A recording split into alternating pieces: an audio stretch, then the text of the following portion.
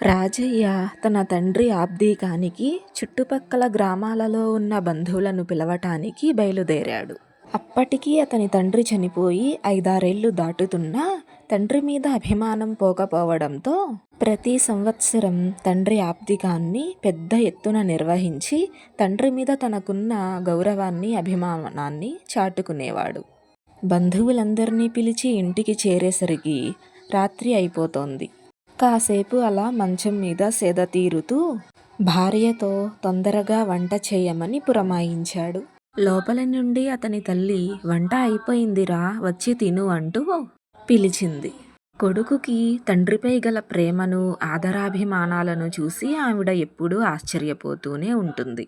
ఇంతలో ఆబ్దీకం రోజు వచ్చింది. ఆ రోజు భార్య ఇంట్లో కొంతమంది సహాయాన్ని ఉంచుకుని పిండి వంటలను చేస్తూ ఉంటే పేరు మోసిన వంటగాళ్లను పిలిచి రాజయ్య ఘనంగా వంటలు చేయించసాగాడు. వంటకాలు పూర్తవుతున్న సమయానికి పెద్ద ఎత్తున భోరుగా వాన కురవసాగింది. వంటకాలన్నీ ఇంట్లోకి మార్పించి ఎలాగో వంటలు పూర్తి చేశారు.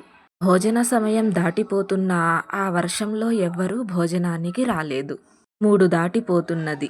దాదాపు 100 మంది కోసమని తయారు చేయించిన భోజనాలు వృధా అవుతాయేమోనన్న భయంతో కొడుకు ఉండటం చూసి తల్లి అతనితో, నాయనా చూడు, మన పంచ కింద ఎంతమంది ఉన్నారో, వాళ్ళు నిరుపేదలు.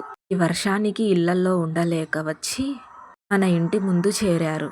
వారికి భోజనం పెడితే నీ తండ్రికి స్వయంగా భోజనం పెట్టినట్లే అని అనునయించింది. తల్లి మాటలు విని రాజయ్య వెంటనే లేచి అందరినీ పిలిచి భోజనాలు వడ్డించి ఆ తర్వాత ఆఖరుగా కుటుంబంలో ఉన్న బంధువులతో సహా వీరు కూడా భోజనం చేశారు.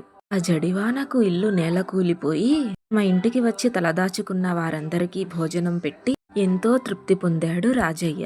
ఆ రోజు స్వయంగా తండ్రే వచ్చి తన ఇంట భోజనం చేసినట్టు అనిపించి ఆనందంగా ఉన్నాడు.